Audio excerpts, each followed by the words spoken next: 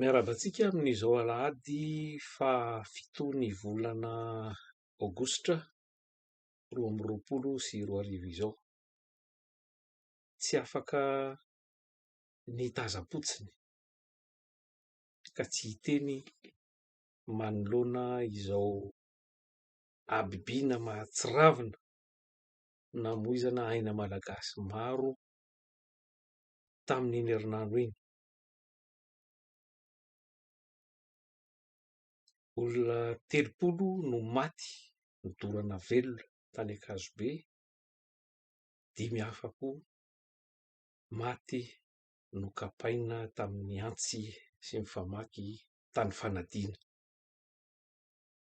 Fanontaniana mipetraka dia mbola misy fanjakana ve eto Madagasikara? Tsy avy hatrany ny valiny satria manoloana zavatra mahatsiravina, mitranga sy miverimberina eto amin'ny firenena tahaka izany dia tsy mbola nahenoana feo ny filoham-pirenena, raha mbola filoha aloha izy, sy ny Prime Ministra izay lehiben'ny fitondram-panjakana. Ireo olona roa ireo no tompon'andraikitra voalohany amin'ny fitandroana ny aina sy ny fananan'ny Malagasy. Izay no andraikitra voalohany ankinina amin'izy ireo.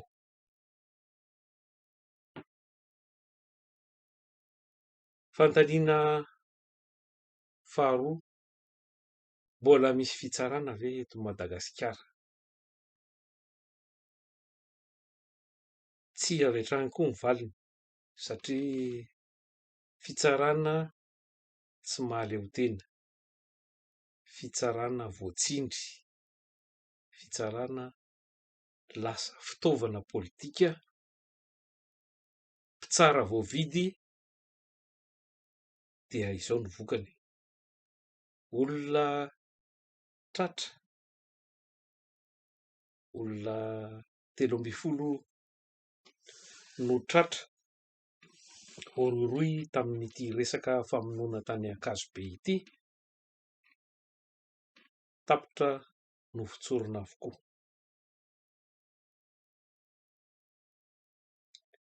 Aingana dia aingana loatra ilay fitsarana ary mampanontany tena ny fahamarinany ny didim-pitsarana. Tsy misy fitsarana intsony eto satria firifiry izay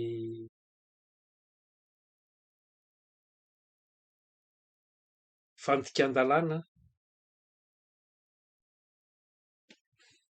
teto izay na minisitra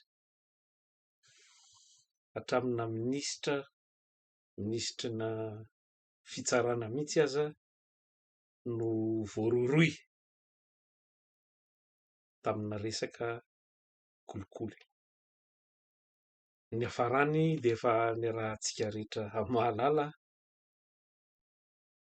lazaina nametra-pialàna ilay ministra ary tsy nisy arakaraka fa nampandosirina nivoaka ny tanim-pirenena Malagasy. Hita amin'izany sy taratra amin'izany ny zava-doza fitsika ity resaka fitsarana eto Madagasikara ity. Ny volamena reo harem-pirenena efa firifiry izay tratra, ary tsy tratra raha tsy any ivelany fa eto mikorobaka fotsiny. Ka na ireo tratra ary efa misy olona tratra mazava, olona 3 tany Johannesburg tany Afrika Atsimo, olona tsy maintsy mahafantatra hoe inona avy aiza ireo volamena ireo. Tsy hita zay tohiny volamena tsy hita reo jolahatratra miala maina koa hoe migadra any Afrika Atsimo satria tsy avotsotry ny fitsarana afrikanina tatsimo izay mitombona sy marina na amin'ny mahafitsarana azy fa olona kriminela ireo olona telo ireo fa amin'ny fitsarana malagasy dia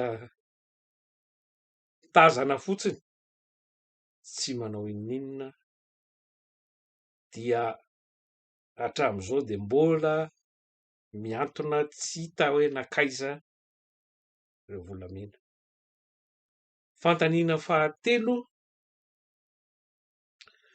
mbola misy mpitandro filaminana ve eto Madagasikara, ny valiny dia azo atao hoe tsia satria lasa fitaovana politika koa ny mpitandro filaminana, tsy manao ny asa fiarovana ny ain'ny malagasy, ny fananan'ny malagasy ary koa fiarovana amin'ny fandriampahalemana araky ny anarana entiny hoe mpitandro filaminana, fa lasa mampiororo ary koa misambotra managadra ireo mpanao politika zay maneho ny heviny ara-dalàna sy amin'ny fomba ampilaminana ka raha fehezina izay voalazako rehetrarehetra izay dia tsy voafehin'ity fitondrana ity intsony ny fitantanana ny firenena eo amin'ny lafiny rehetra zay latsaka anaty krizy tanteraka eo amin'ny lafim-piainana rehetrarehetra ka tsy azo ekena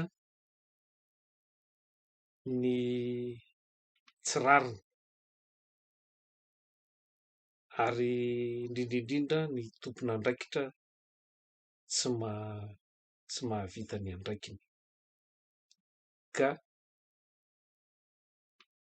miangavy ary mangataka anareo handray andraikitra haingana ho fiarovana ny ain'ny malagasy sy ny fananan'ny malagasy fa rehefa tsy mahefa dia mbiala teo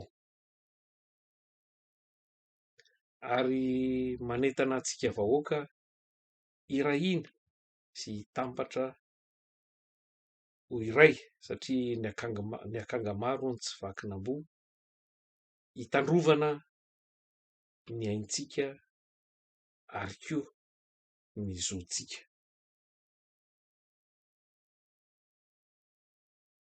Mila vahoaka tonga saina sy vahoaka tompona andraikitra samy joro ary koa tsy miembotra manoloana ny tsy rariny sy ny herisetra tahak'izao na ataon'ny dahalo ity na ny ataon'ny mpitandro filaminana.